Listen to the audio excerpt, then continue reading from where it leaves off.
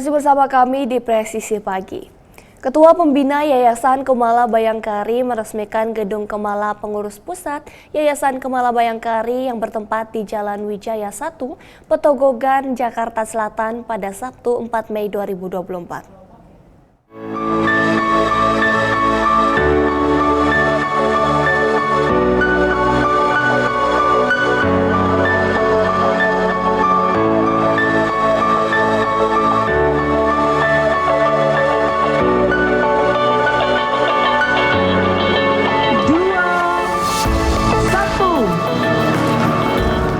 Pembina Yayasan Kemala Bayangkari, Nyonya Juliati Sigit Prabowo, meresmikan Gedung Kemala Pengurus Pusat Yayasan Kemala Bayangkari yang bertempat di Jalan Wijaya 1, Petogogan, Jakarta Selatan pada Sabtu 4 Mei 2024. Kapolri Jenderal Listio Sigit Prabowo selaku penasehat utama Yayasan Kemala Bayangkari turut meresmikan sekaligus menandatangani prasasti gedung baru ini.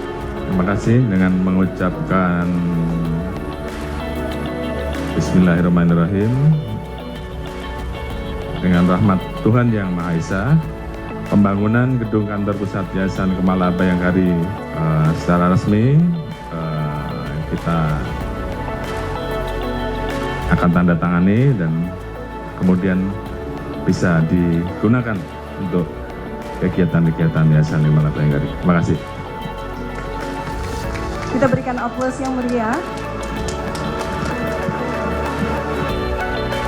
Usai meresmikan, Kapolri bersama Ketua Pembina Yayasan Kemala Bayangkari meninjau area perkantoran-perkantoran yang nantinya akan digunakan oleh pengurus yayasan.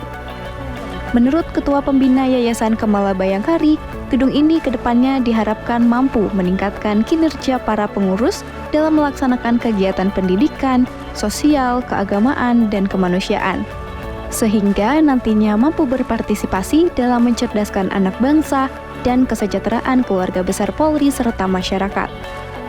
Setelah dengan adanya gedung ini diharapkan dapat menambah semangat ibu-ibu pengurus pusat Yayasan Kemala Bayangkari dalam berkarya untuk melaksanakan berbagai macam kegiatan, seperti diantaranya kegiatan sosial, pendidikan dan kemanusiaan kepada keluarga besar Polri pada khususnya, serta masyarakat pada umumnya. Pesan saya kepada ibu-ibu pengurus pusat Yayasan Kemala Bayangkari, silahkan gunakan gedung Kemala ini secara maksimal, jaga dan pelihara dengan sebaik-baiknya agar dapat memberikan manfaat yang sebesar-besarnya dalam mendukung semua kegiatan Yayasan Kemala Bayangkari. Pada kesempatan yang sama, Kapolri Jenderal Listio Sigit Prabowo menyebut peresmian Gedung Kemala ini merupakan kado spesial jelang ulang tahun ke-44 Yayasan Kemala Bayangkari. Gedung ini menurut Kapolri menjadi simbol dan wujud nyata peran serta Bayangkari dalam memberdayakan dan melindungi perempuan serta anak di seluruh wilayah Indonesia dan menuju Indonesia Emas. Dalam kesempatan ini, saya ucapkan terima kasih dan apresiasi atas kerja keras, dedikasi dan loyalitas serta kemandirian seluruh pengurus peserta Yayasan Kemala Bayangkari serta Bayangkari. Dan faktor utama untuk mewujudkan SDM unggul tentunya ini selaras dengan yang dilaksanakan oleh Yayasan Kemala Bayangkari dalam mewujudkan SDM yang unggul. Peresmian bangunan Kemala yang baru ini menandai komitmen Yayasan Bayangkari untuk meningkatkan pelayanan Yayasan Kemala Bayangkari kepada masyarakat. Dari Jakarta, Ica Tanasya, Mural Almas melaporkan untuk Polri TV. Kepolisian Negara Republik Indonesia kembali menggelar rapat dalam rangka pelaksanaan World Water Forum 2024. Rapat ini turut dihadiri oleh segenap pejabat umum Polri. Guna memaksimalkan serta memantapkan pelaksanaan World Water Forum 2024, Polri melaksanakan rapat teknis yang dihadiri oleh jajaran PJU Mabes Polri, juga PJU Polda Jatim, Polda Bali, dan Polda NTB secara daring. Dilaksanakan di Gedung Pembentukan Tim Fasilitas Pengendalian Krisis. Rapat ini dipimpin oleh Kepala Ops Puri Agung 2024, Komjen Pol Fadil Imran, dan Karendal Ops Puri Agung 2024, Irjen Pol Ferdianto Biti Caca. Turut hadir juga dalam acara ini Karopenmas Divisi Humas Polri, Brigjen Pol Truno Yudo Wisnu Andiko, Kabak Pensat Tropenmas Divisi Humas Polri, Kombes Pol Heri Goldenheart, beserta beberapa anggota Divhumas Polri. Kepala Ops Puri Agung 2024, Komjen Pol M. Fadil Imran menegaskan, tujuan diadakannya rapat kedua ini adalah untuk memastikan jumlah peralatan dan para personel Satgas yang akan melaksanakan tugas di dalam acara Woodwater Forum 2024. Woodwater Forum merupakan forum internasional di sektor air yang melibatkan berbagai pemangku kepentingan yang ada di dunia yang diadakan oleh Woodwater Council. Agenda Woodwater Forum 2024 dilaksanakan selama 10 hari dari tanggal 17 hingga 26 April 2024.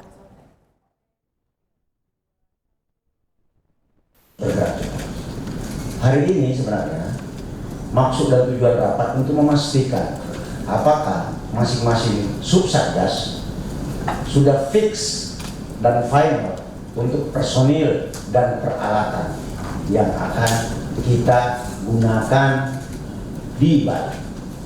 Kemarin saya sudah cek Polda Bali, itu sudah fix dan final. Bagaimana dengan satgas yang datang dari Mabes? Dalam rapat kemarin, sebelum saya berangkat ke Bali, saya sudah sampaikan bahwa rapat berikutnya adalah paparan tentang kesiapan personil. Kantor bersama Samsat Palembang keempat diresmikan pada Kamis lalu oleh pejabat Gubernur Sumatera Selatan.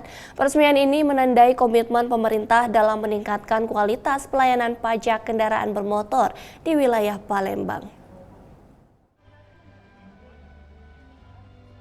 Kantor bersama Samsat Palembang keempat diresmikan pada hari Kamis lalu oleh pejabat Gubernur Sumatera Selatan, Afatoni dan Kapolda Sumatera Selatan Irjen Rahmat Wibowo. Peresmian ini menjadi komitmen pemerintah dalam meningkatkan kualitas pelayanan pajak kendaraan bermotor di wilayah Palembang.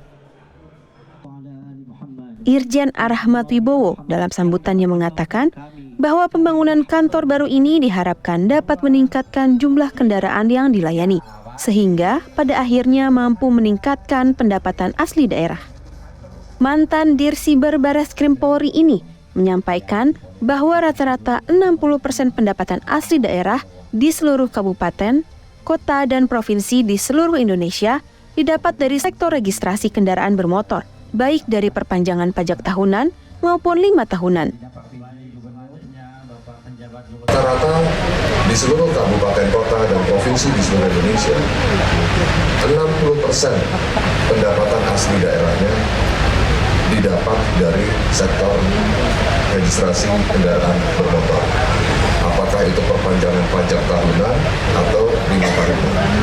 Kalau di Sumatera Selatan, berdasarkan data yang dikompilir oleh staf saya, itu kurang lebih 52%.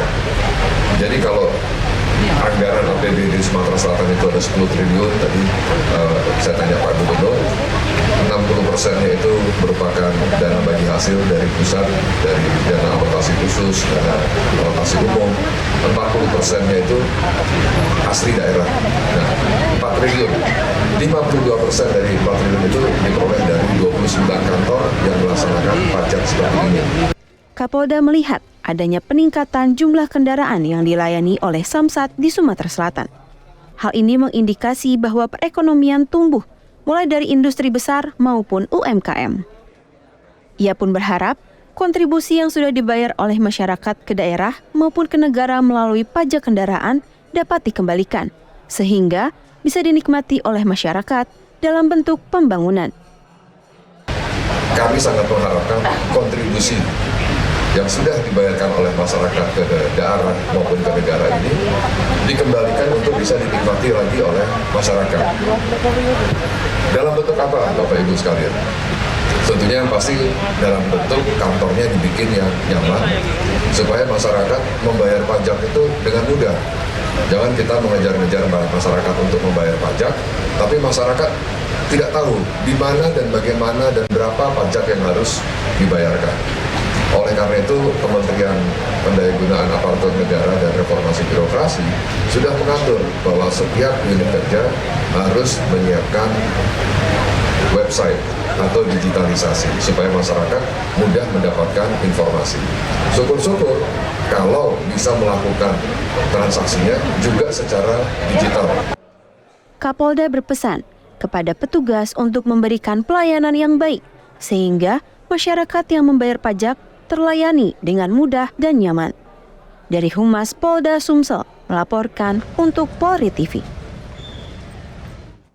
Wakapolres Sumeneb Kompol Tri Sisbiantoro memimpin upacara pemberhentian tidak dengan hormat atau PTDH terhadap satu orang anggotanya, yakni Bribkaw anggota Satsamapta Polres Sumeneb. Kegiatan upacara PTDH dilaksanakan di lapangan Apel Tribrata Polres Sumeneb.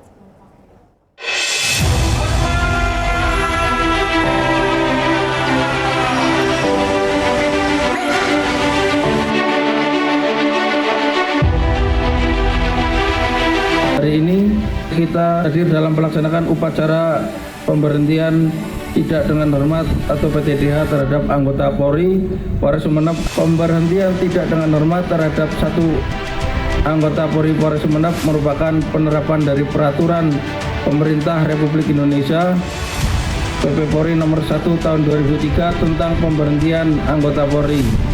Di sisi lain merupakan kebijakan pimpinan di mana yang bersangkutan dinilai tidak layak lagi menjadi anggota Polri. Terkait dengan pelanggaran yang dilakukan sangat bertentangan dengan kode etik profesi Polri. Pelaksanaan upacara pemberhentian tidak dengan hormat atau in absentia terhadap satu orang anggota Polri Polres Sumeneb. Dengan demikian secara resmi yang bersangkutan telah beralih status dari semula anggota Polri di Polres Sumeneb kini kembali sebagai anggota masyarakat. Peristiwa ini seharusnya tidak perlu terjadi apabila kita selaku anggota Polri dalam pelaksanaan tugas senantiasa melaksanakan tugas dengan baik sehingga mematuhi peraturan perundang-undangan hukum yang ada. Untuk itu selaku anggota Polri kita senantiasa dituntut untuk meningkatkan profesionalisme, jiwa kejuangan serta pengabdian yang tulus tanpa pamrih serta yang pernah dilakukan oleh para pendahulu Polri. Tetaplah bersama kami, Presisi Pagi akan segera kembali.